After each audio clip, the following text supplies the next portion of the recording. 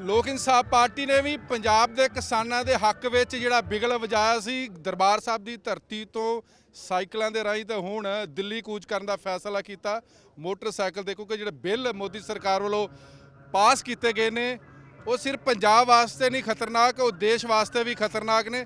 ਤੇ ਸਾਡੇ ਨਾਲ ਲੋਕ ਇਨਸਾਫ ਪਾਰਟੀ ਦੇ ਵਿਧਾਇਕ ਬਲਵਿੰਦਰ ਸਿੰਘ ਬੈਂਸ ਦਿੱਲੀ ਹੈ ਦੂਰ ਆ, ਪਰ ਕਿਸਾਨਾਂ ਦੇ ਹੱਕ ਉਸ ਤੋਂ ਵੀ ਵੱਡੇ ਆ। ਤੁਹਾਨੂੰ ਦਿੱਲੀ ਦੂਰ ਲੱਗਦੀ ਹੈ, ਪਰ ਮੇਰੇ ਗੁਰੂ ਦਾ ਪਾਵਨ ਬਚਨ ਹੈ ਕਿ ਜਬੇ ਬਾਣ ਲਾਗਿਓ ਤਬੇ ਰੋਸ ਜਾਗਿਓ, ਹਨਾ। ਸਾਡਾ ਇਤਿਹਾਸ ਪੜ੍ਹ ਕੇ ਦੇਖਣ ਦੀ ਲੋੜ ਹੈ। ਜਨਰਲ ਡਾਇਰ ਨੂੰ ਜਿਹਨੇ ਮਿੱਥ ਲਿਆ ਨਾ, ਉਹਨੂੰ ਇੰਗਲੈਂਡ ਲੰਡਨ ਦੂਰ ਨਹੀਂ ਲੱਗਾ। ਤੇ ਜੇ ਸਾਡਾ ਕਿਸਾਨ ਮਰ ਗਿਆ, ਵਪਾਰੀ ਨਾਲ ਮਰ ਜਾਣਾ। ਅਸੀਂ ਸਭ ਤੋਂ ਪਹਿਲਾਂ ਰੌਲਾ ਪਾਇਆ ਸੀ ਜਦੋਂ ਅਸੀਂ ਸਾਈਕਲ ਯਾਤਰਾ ਸ਼ੁਰੂ ਕੀਤੀ। ਅੱਜ ਕੈਪਟਨ ਸਾਹਿਬ ਕਹਿੰਦੇ ਆ ਵੀ ਮੁਕੱਦਮੇ ਨਹੀਂ ਦੇਣੇ, ਪਰ ਸਾਡੇ ਤੇ ਤਾਂ 5 ਹੋਏ ਆ, 5 ਹਰ ਸ਼ਹਿਰ 'ਚ ਸਾਡੇ ਤੇ ਮੁਕੱਦਮਾ ਹੋਇਆ। ਅਸੀਂ ਮੁਕੱਦਮੇ ਦੀ ਚਿੰਤਾ ਨਹੀਂ ਕਰਦੇ, ਪਰ ਹੁਣ ਇੱਕ ਸਟੇਟ 'ਚ 2 ਕਾਨੂੰਨ ਹੋ ਗਏ।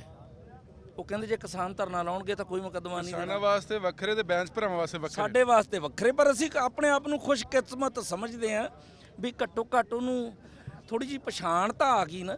ਨਹੀਂ, ਪਛਾਣ ਸਿਰਫ ਕੈਪਟਨ ਅਮਰਿੰਦਰ ਨੂੰ ਆਈ ਕਿ ਬਾਦਲਾਂ ਨੂੰ ਵੀ ਆ ਗਈ? ਬਾਦਲਾਂ ਨੂੰ ਵੀ ਆ ਗਈ। ਜਦੋਂ ਪਾਣੀਆਂ ਦਾ ਬਿੱਲ ਸੀ ਸਾਨੂੰ ਕੁੱਟਿਆ। ਤੁਸੀਂ ਚੰਡੀਗੜ੍ਹ ਹਾਜ਼ਰ ਸੀਗੇ, ਕੁੱਟ ਕੇ ਬਾਹਰ ਸਿੱਟਿਆ ਏ। ਬਾਹਰ ਸਿੱਟਣ ਤੋਂ ਬਾਅਦ ਦੋਨੇ ਪਾਰਟੀਆਂ ਨੂੰ ਸਮਝ ਆ ਗਈ, ਸਰਕਾਰ ਚਲਾਉਣ ਵਾਲੀਆਂ ਨੂੰ, ਵੀ ਜਿਹੜੀ ਗੱਲ ਅੰਦਰ 2 MLA ਬੈਂਸ ਭਰਾ ਕਹਿੰਦੇ ਆ, ਉਹਦੇ ਤੋਂ ਬਗੈਰ ਪੰਜਾਬ ਤੇ ਪੰਜਾਬੀਆਂ ਦਾ ਗੁਜ਼ਾਰਾ ਨਹੀਂ ਹੈਗਾ। ਅਖੀਰ ਸਾਡੇ ਵਾਲਾ ਬਿੱਲ ਤੁਹਾਡੀ ਹਾਜ਼ਰੀ 'ਚ ਚੋਰੀ ਕੀਤਾ।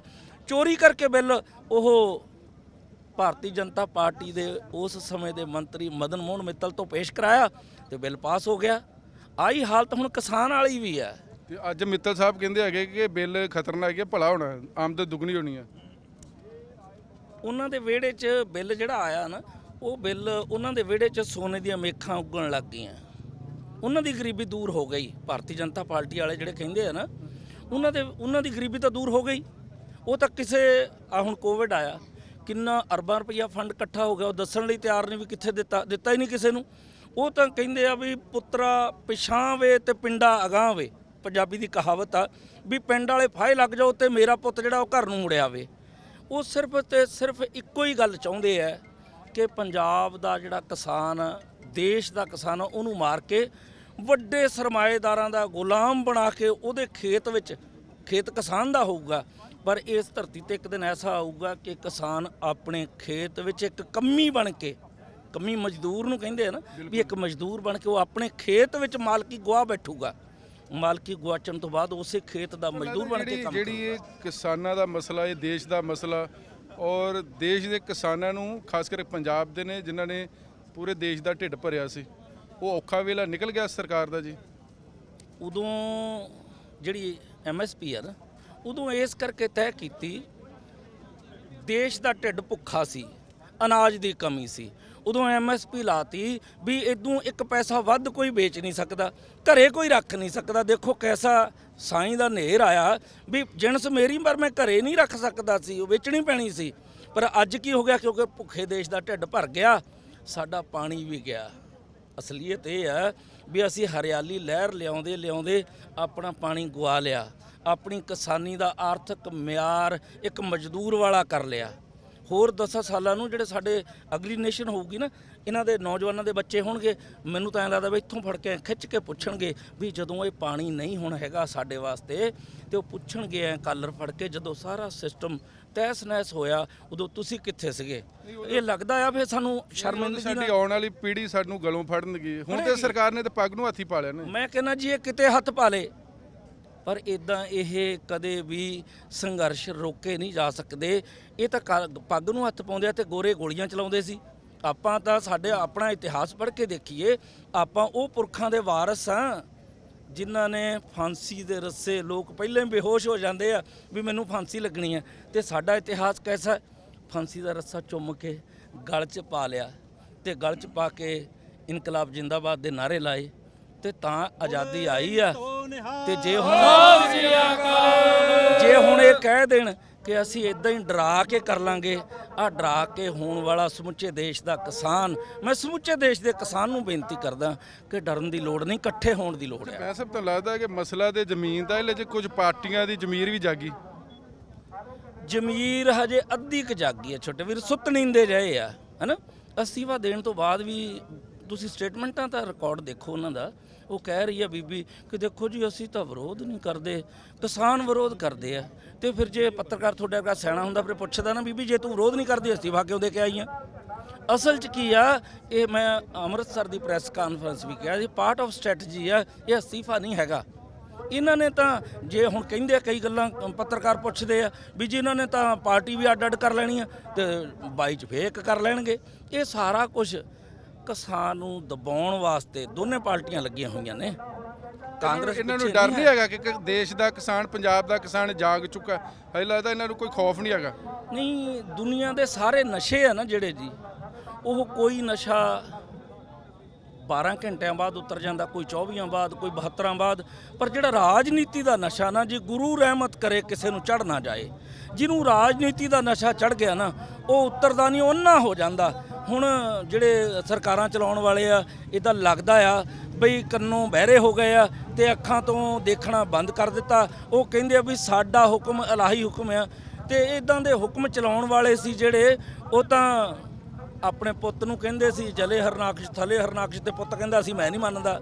ਫਿਰ ਜਿੱਤ ਰਾਜੇ ਦੀ ਨਹੀਂ ਹੋਈ, ਪੁੱਤ ਦੀ ਹੋ ਗਈ ਸੀ। ਇੱਕ ਪਾਰਟੀ ਨੂੰ ਛੱਡ ਕੇ, ਸੈਂਟਰ ਦੇ ਬੀਜੇਪੀ ਨੂੰ ਛੱਡ ਕੇ ਬਾਕੀ ਪਾਰਟੀਆਂ ਦੀਆਂ ਅੱਖਾਂ ਵੀ ਖੁੱਲ ਗਈਆਂ ਤੇ ਜਿਹੜੇ ਗੂੰਗੇ ਬੋਲ ਰਹੇ ਸੀ ਉਹ ਵੀ ਬੋਲੇ, ਜਿਹੜੇ ਘੱਟ ਸੁਣਦਾ ਉਹ ਵੀ ਸੁਣਾਈ ਦੇਣਾ ਸ਼ੁਰੂ ਕਰ ਗਿਆ। ਪਰ ਕੋਈ ਬੰਦਾ ਅਸਲ 'ਚ ਚਾਹੀਦਾ ਕਿਸੇ ਸਮੁੱਚੀਆਂ ਵਿਰੋਧੀ ਧਿਰਾਂ ਇਕੱਠੀਆਂ ਹੋਣੀਆਂ ਚਾਹੀਦੀਆਂ ਸੀ, ਉਹ ਹੋਈਆਂ ਨਹੀਂ ਅਜੇ। ਇਹ ਜਦੋਂ ਹੁਣ ਕਿਸਾਨ ਜਥੇਬੰਦੀਆਂ ਨੇ ਲਾਉਣੀ ਹੈ ਨਾ ਪਾਬੰਦੀ ਵੀ ਜਿਹੜਾ ਸਾਡੇ ਧਰਨੇ 'ਚ ਨਹੀਂ ਆਉਂਦਾ ਉਹ ਸਾਡੇ ਪਿੰਡ ਨਹੀਂ ਆ ਸਕਦਾ, ਤਾਂ ਅਸਤੀਫਾ ਦਿੱਤਾ ਵੀ ਪਿੰਡ ਜਾਣ ਤੇ ਵੀ ਪਾਬੰਦੀ ਲੱਗ ਜਾਣੀ ਆ। ਹੁਣ ਤਾਂ ਇਹ ਸਾਰਾ ਇੱਕ ਰਾਜਨੀਤਿਕ ਨੌਟੰਕੀ ਹੋ ਰਹੀ ਹੈ। ਮੈਂ ਤਾਂ ਹੁਣ ਵੀ ਕਹਿੰਦਾ ਕਿ ਕੈਪਟਨ ਸਾਹਿਬ ਆ ਜਾਓ, ਕੁਛ ਨਹੀਂ ਵਿਗੜਿਆ, ਲੱਗੋ ਮੋਹਰੇ। ਤੁਸੀਂ ਕਹਿੰਦੇ ਨਾ ਕਿਸਾਨਾਂ ਨੂੰ ਵੀ ਚਲੋ ਦਿੱਲੀ ਨੂੰ ਮੈਂ ਮੋਹਰੇ ਲੱਗਦਾ, ਉਹ ਕਦੋਂ ਲੱਗੇਗਾ? ਜਦੋਂ ਰਾਸ਼ਟਰਪਤੀ ਦੇ ਸਾਈਨ ਹੋ ਗਏ, ਮੋਹਰੇ ਲੱਗ ਜਾ। ਕੌਣ ਤੈਨੂੰ ਰੋਕਦਾ? ਦੱਸੇ ਤਾਂ ਸਹੀ ਵੀ ਮੈਨੂੰ ਆਹ ਬੰਦਾ ਰੋਕਦਾ। ਕੋਈ ਰੋਕਦਾ ਨਹੀਂ, ਪਰ ਲੱਗਣਾ ਨਹੀਂ। ਤੁਹਾਨੂੰ ਲੱਗਦਾ ਹੈਗਾ ਕਿ ਪੰਜਾਬ ਪਹਿਲਾਂ ਜੋ ਤੁਸੀਂ ਕਿਹਾ ਕਿ ਸਾਡੇ ਕੋਲ ਇੱਕ ਹਥਿਆਰ ਆ, ਤੁਸੀਂ ਸਰਬਸੰਮਤੀ ਦੇ ਨਾਲ ਸਮੁੱਚੀ ਅਸੈਂਬਲੀ ਨੇ ਮਤਾ ਪਾਸ ਕਰਦਾ, ਹੁਣ ਇਹ ਵਾਲੇ ਜਿਹੜੇ ਐਗਰੀਮੈਂਟ ਆ ਜਾਂ ਬਿੱਲ ਨੇ ਉਹ ਪੰਜਾਬ ਵਿਧਾਨ ਸਭਾ 'ਚ ਰੱਦ ਕੀਤੇ ਜਾ ਸਕਦੇ ਆ?